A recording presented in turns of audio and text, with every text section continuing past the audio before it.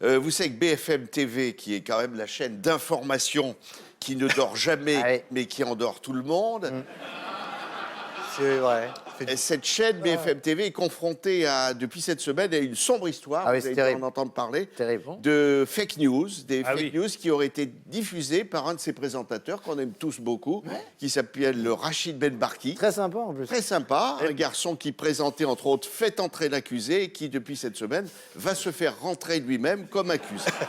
J'avais pas pensé à ça, mais c'est vrai qu'ils ont fait entrer l'accusé. Et oui, voilà. Alors, même si ces fausses informations arrivaient directement, dit-on, d'une officine israélienne, on ne va pas lui jeter la pierre comme Sabra et Shatila, mais bref, le matin, il faut dire que faire de la télé d'information continue, c'est terrible. Le matin, vous êtes en plein Covid avec 9 infectiologues sur votre plateau, et à 14h, vous êtes plongé dans Mariupol à coups de bombes, etc.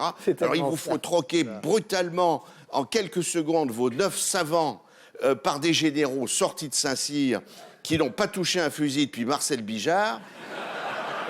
C'est pas ça. Alors, je peux faire une toute petite parenthèse, Jacques. Oui. Je vous jure que c'est vrai. Sur une chaîne d'infos que je ne citerai pas, j'ai vu ce matin. En fait, le présentateur, je pense qu'il ne sait plus. Il ne sait plus au bout d'un moment. Oui. Et donc, il a fini par demander à un spécialiste militaire ce qu'il pensait de Pierre Palmade. Alors, le type, le mec était en Ukraine, tu vois, et là, tout d'un coup, on lui dit Pierre Palmade. Alors, il s'est rendu compte. Enfin, bref, c'est exactement ce qui se passe. Alors, pour peu, justement, qu'entre-temps, un humoriste en retard d'affection traverse une route départementale avec sa gueule enfarinée, vous êtes forcément mal, ils ne savent plus où ils en sont. Alors, qui se mélange les paluches et diffuse des fake news, ça n'a rien d'étonnant. Et d'ailleurs, voici ce qui peut très bien se passer, comme vous venez de l'expliquer.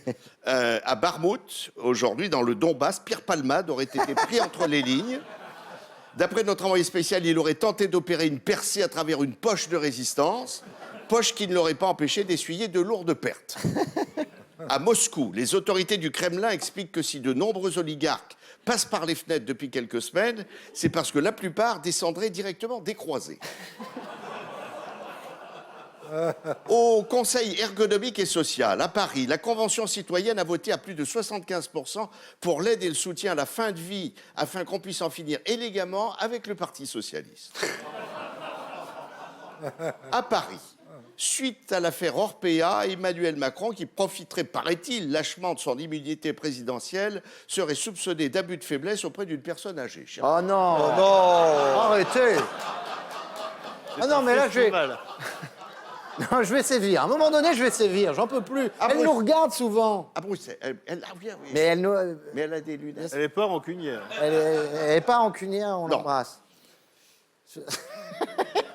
On part à Bruxelles. À Bruxelles, 3 parlementaires belges auraient versé d'importants pots de vin au Qatar afin que l'Émirat puisse obtenir la Coupe du Monde de football.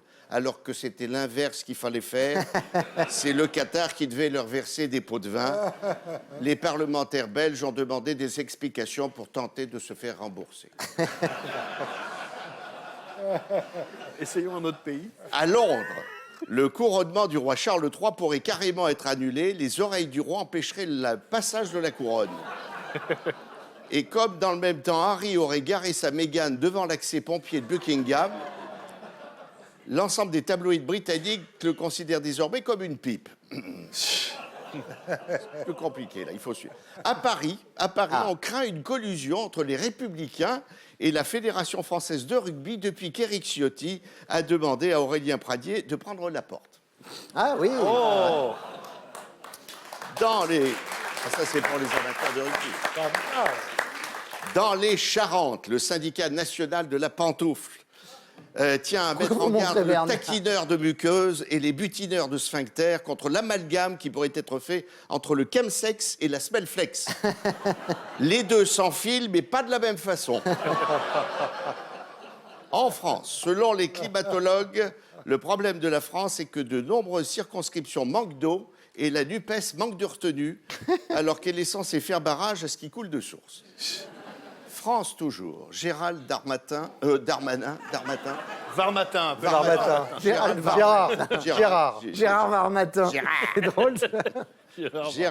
Gérald Darmanin veut retirer le permis de conduire aux personnes qui conduisent sous l'emprise de la drogue. C'est une bonne idée, mais ça va priver les coureurs cyclistes de leur permis de conduire. La nuit dernière, les Israéliens ont frappé la Syrie. Ils en avaient marre de la langue de bois de Bachar al-Assad. Ah, À joli. l'Assemblée nationale, La les Syrie. autorités Oui, j'avais sanitaires compris. sont formelles. On n'a trouvé aucune trace de cocaïne ou d'amphétamine dans les urines de la France insoumise. Leurs hallucinations seraient uniquement d'origine génétique ou héréditaire.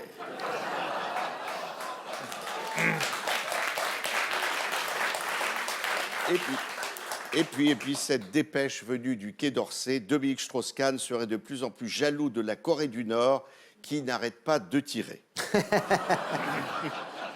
Il soupçonne d'aider la Saumure de collaborer avec Kim Jong-un. À Washington, vous le savez tous, Jimmy Carter sera en soins palliatifs alors que Trump et Biden les refusent toujours. Et puis à Paris, rue de Vaugirard, cher monsieur Robinet, Éric Ciotti ne supportait plus ses brushings et ses cheveux crépus. Il a viré Aurélien Pradier.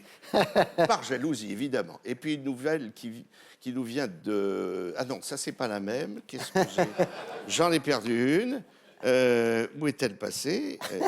Ah oui. Elle est pas là. Eh bien, elle n'est pas là. Si, je l'ai, je la sens. Elle est... Ah ben voilà. Ah. D'après les océanologues, les requins se rapprochent de plus en plus des côtes françaises. Ah oui, j'ai appris ça. Vincent Bolloré et Bernard Arnault auraient été repérés à l'entrée du bassin d'Arcachon.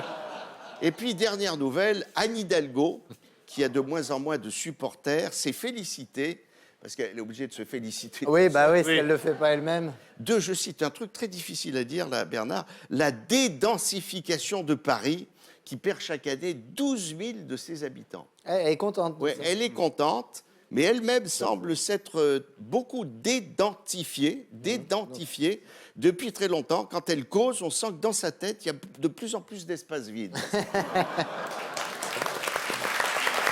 Elle était en Ukraine.